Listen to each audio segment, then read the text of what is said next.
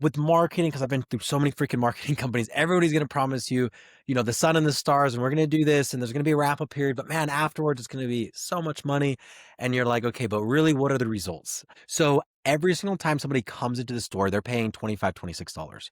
And if you can get them to become a loyalty, that is going to 10x. It's going to be $250 on average is what that lifetime value of that customer is. Is that what you're telling me? Absolutely. I mean, it's, we're shooting towards a 10x. We're hovering in that 8x right now. So we know that there's, for us, there's a massive initiative to make sure that we're getting more people on our, getting off third party. Um, we have third party strategy for sure, but we want to get them into our loyalty program because when we do, we know that we perform really, really well. And that's a testament to, the marketing team and making sure that we're putting compelling offers in front of them and that we have a program that truly rewards them for their loyalty. And so we have tons of initiatives, things that we've been testing in the back end. We do a lot of A/B testing to see truly what our guests want. And we really try to leverage, again, a lot of the data. And so our goal at Salad House, because we have food that you can habitually eat, is to make sure that not only we have strong ticket averages, but we get you back to, we get you to come back as much as possible. So we'll run keep it chopping challenges, for example, to try and get people to get to that third or fourth or fifth order within a month. But one thing's for sure, though, when we activate someone and we get them in, we move them through the process really, really quickly. So just to throw out some numbers for anyone who's listening Yeah, out there, please. we really, within Thanks, our activation rate is super, super strong. That's customers that make a third purchase within 120 days. We're beating the industry benchmark there. The industry benchmark sitting at 23, 24%. And we're in some quarters seeing as high as 28% activation rate. So we're getting that third purchase within 120 days, at a really, really great clip. Bennett, one of the other things we're really proud about at House is our retention rate. We're retaining customers. They make their first purchase, come back to us in 180 days. We're almost at 90%. So you're talking about 9 out of 10 people coming back to Salad House to place an order again because they like their experience, they like their food, they like the way they felt, and that's something again, that from a marketing perspective, there's tons of levers that you can pull, but we know our product backs up the marketing, and that's super, super important to us. We don't want to be pushing something that we don't believe in. We eat it. We eat it ourselves almost Yeah. every single day. I am a huge numbers guy, so thank you for sharing that. Are there any other stats or figures that might be helpful for prospective franchisees to know about with Salad House? Yeah, I mean, I would say a few things. And one thing is, without getting, too into the weeds, into the numbers, we're able to execute within our loyalty program at a pretty high rate, above industry benchmark, almost across, no, I shouldn't say almost across the board in every metric that we care about. But we do that by having a low effective discount rate. So we're significantly below benchmark there. So we have some conversations about, just what is the right cadence for discounting, and obviously how does that impact P&L? We think about that deeply, and we want to make sure that we're not, saying, look, we do so great at retention rate, we do so great at revenue capture, we do so great at activation, but it's because we're discounting more than Yeah. everybody else, right? That's Yeah. not the case with Salad House. It's actually quite the opposite.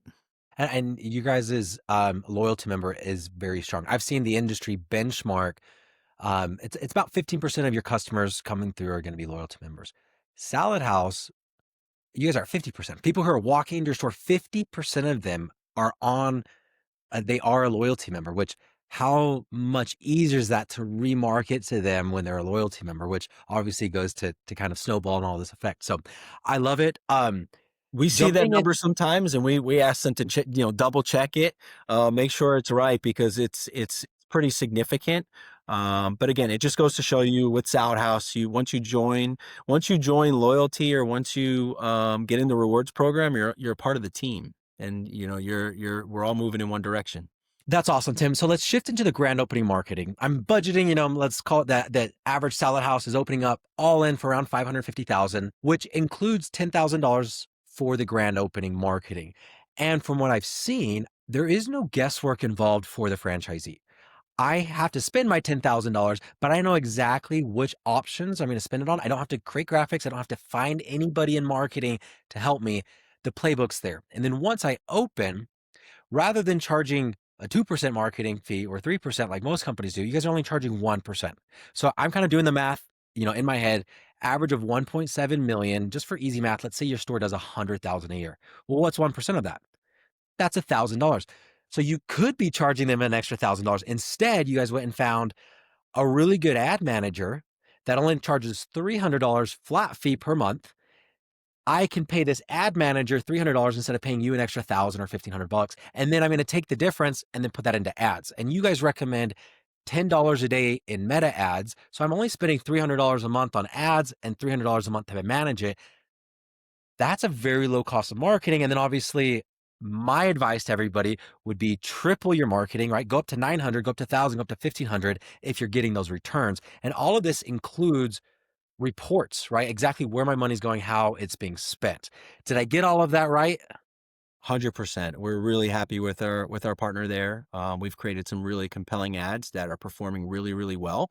And when we see cost per click go down even, really super competitively, we'll also recommend let's throttle. Let's put a little bit more fuel in there and squeeze out as much as we can. And we know if we can get that running early enough and get you set up and committed to it, when you open your location, you'll already have a line, and it could be a virtual line. It's just a list of emails and people to market to that have already raised their hand and said, listen, I'm interested. Salad House is coming to my town. Here's my email. I'd love a free salad on your soft opening. And I want to come in and then you get the benefit of some people who are really interested, early adopters, so to speak, to pressure test you and get some, we can get some valuable feedback. We can work with our ops team, and our ops team is providing additional training in that way. So, we know if we put the work in early, as we said, if we link this to how we perform in our loyalty and how we do perform on third-party delivery as a solution for people, we know if we get people early and we adopt them early, we're super confident that with our systems, with our brand, and with our menu, that we can keep them here and keep them stuck on Salad House.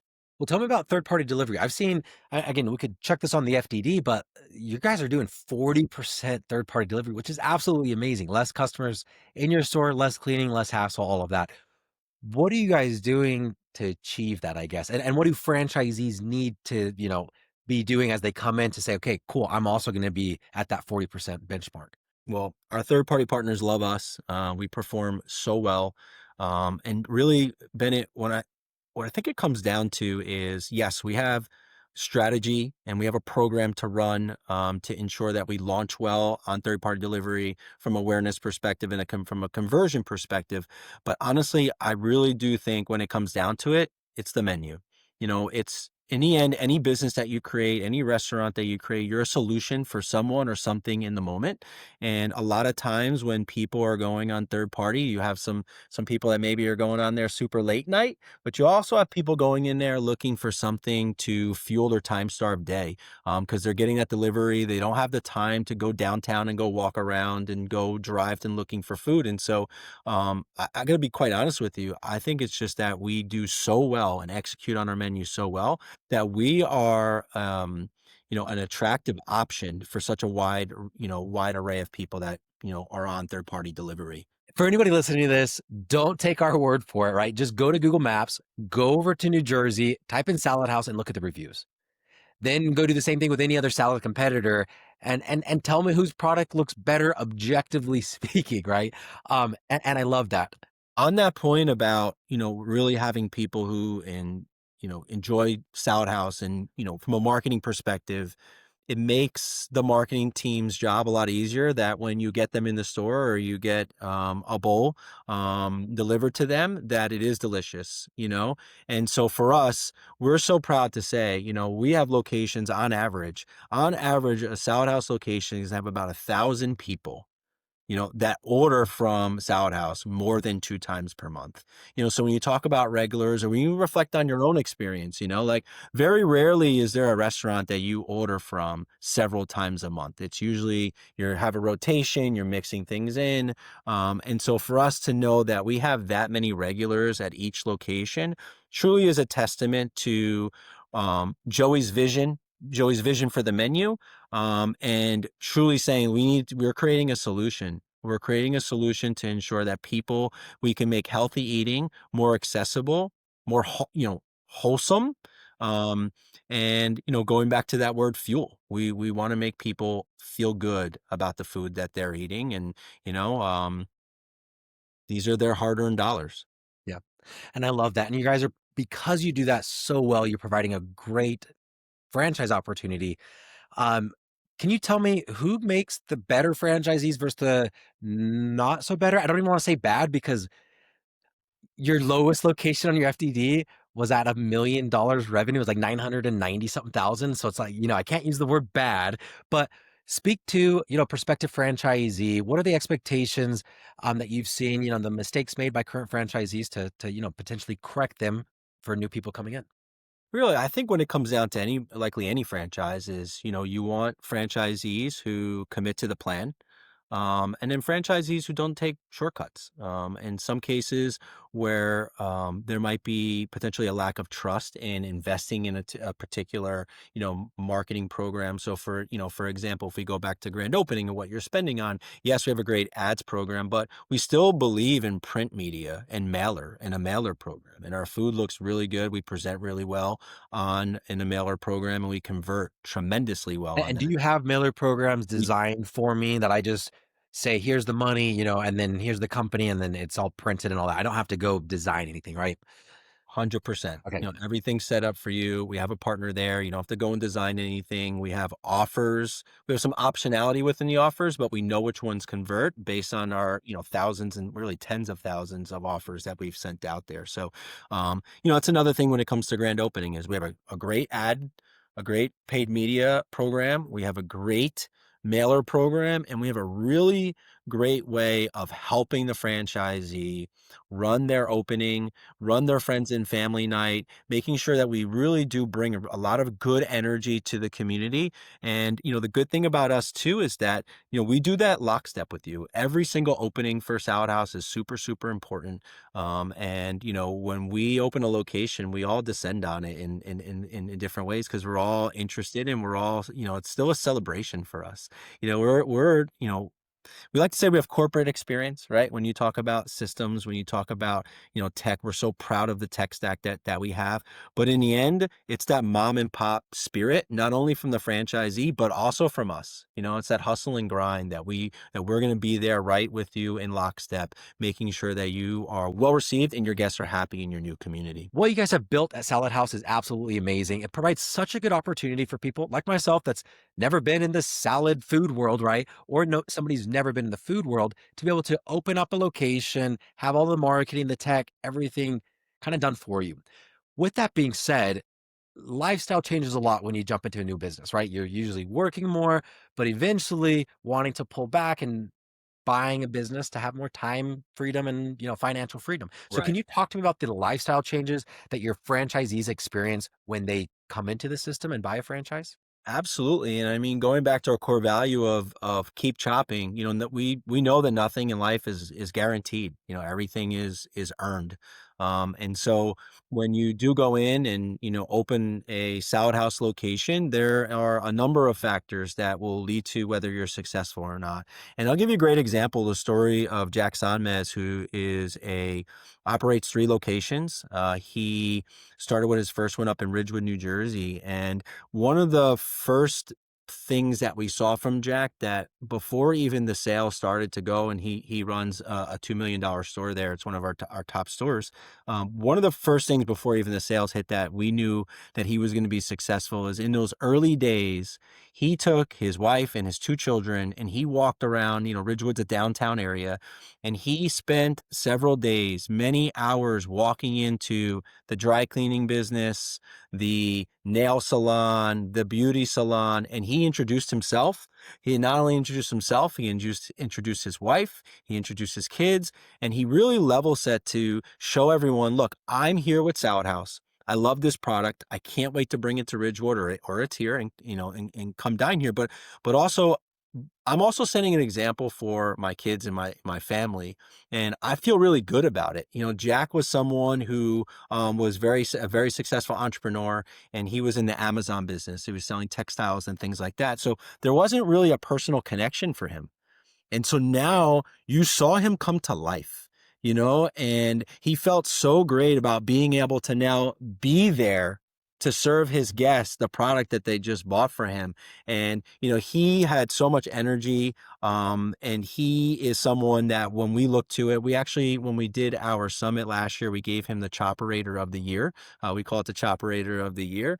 And a lot of that, when we think about the Chopperator of the Year, I think sometimes get lost. And it's just like, yeah, they know all the measurements, they all know all the temperatures and things like that. Yes, he and his staff definitely adhere to the standards, but it's their willingness to go above and beyond, and invest, because if you're not in the store, that does mean you have to pay someone else to have a position. So I would say on the Absolutely. flip side, where we have seen some locations that maybe are struggle to get off, is that the person who wants to be the face of the store is really stuck at the register, and they're running a position, and they don't have the time to connect with customers. They don't have the time to pop out and sit down and talk to a community member that's come in and ordered from them, and not just get feedback, but just ask some questions. Connect with them on, find out where they work, and who else potentially maybe they'd want to bring to Salad House to spread the love. And so that's where we've seen some locations are sort of slow to grow, is when we have a franchisee who is stuck in the store and wants to do all of the things. They want to be the manager, they Right. want to be the person at the POS at the register, they want to be the marketer, they want to do the financials too, and they try to do all of it. Um, and that's where we've seen, some Yeah. locations, take a little bit more time to take off, until they realize I can't do it all, because then I'm just going to be stuck, fulfilling a position of a 18, 20, 22 a dollar an hour person. Yeah, and then the question is like, wait, why can't I just pay the $20? Like, I get learning it. That's so important to learn your own business so you know when employees are, BSing you or not. But after that, it's like, wait, if I can't value my time on the streets in the community at more than $22 an hour, then I don't have a good business. Like go Right. find a different business. If you have to be the cash register because you can't make more money by hiring another cash register, you're probably not in a sustainable business. Go find another one, or maybe your different different thoughts need to 100%. occur there. And that's, it's not scientific, but it's one of the things that when we sit down and talk to people who are interested in purchasing a salad house, it's, can we envision this prospect, in their community, talking about salad house, talking about, not saying they have to be a dietitian or a nutritionist or anything like that, but could they, either themselves or an operating partner, or, another investor that they have, who's going to be the person to connect with the community in those early stages, get those connections rolling, leverage them, and then, turn those into, not only, repeatable sales, but potentially catering orders. And that's how business grows. Okay. I love that. Last question for you. If you had to say Salad House is a franchise for people that meet this criteria and not for people that meet this criteria, what would you say? Well, that's a great question. To sum it up, I really do think in the end, and I know it's something that potentially I've said too much to you today, but um, it's someone who is resilient. It's someone who is consistent. They don't get too high, they don't get too low. And again, that goes back to our most important core value of just keep chopping. And so a great salad house franchisee and a great entrepreneur is someone who is going to show up every single day, and I think lean into their strengths, address their weaknesses for sure. But again, someone who's resilient, someone who's consistent, and someone who's not afraid to raise their hand and ask a question again or ask for help. So who is Salad House not for? Salad house is not for someone who is looking for a investment that they're not passionate about, you know? Um, if it's just looked at as a vehicle to make a couple of bucks, while you're sitting on your couch or at your other job, it potentially might not be for you, or it may not just be as fulfilling. If it is for you, you may potentially make a few dollars, but you may not get everything out of Salad House that Salad House has to offer.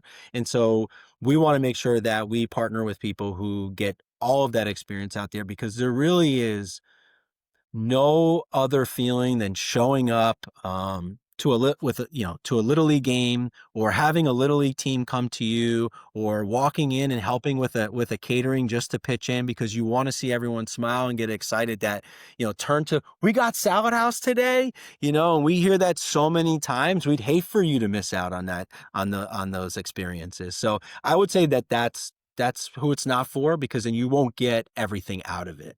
Yeah. I mean, and restaurants are just hard work. If you're gonna buy into a restaurant and expect to do 1.7 million while you're working a 9 to 5 and sitting on your couch in the evening, it's not gonna happen. But if you wanna jump in it with passion, learn the business, create it, it's very scalable to go open Right. up 5 salad houses, and now you're doing $8 million, and making a great margin off of that. Definitely retirement money, if done correctly. So, Tim, thank you for sharing everything you shared. Thank you for building what you've You bet built. it. This is super exciting. I need to get out to New Jersey and try me a bowl of Salad House. Literally, I think I'm gonna go next month because I'm like, I mean, not next month, next week. I'm flying to Mexico tomorrow, and on the way home, I'm like, I think I'm just gonna go straight to you guys, Oh, hang out for a little bit, and then come home next week. So maybe we're next gonna week, and get I'm gonna be there with you. we're gonna get you a picture with a chopper, and you're gonna Yes. be, chopping down on that romaine lettuce. I love it. Tim, thank you so much for your time. Amazing. Thank you, Bennett.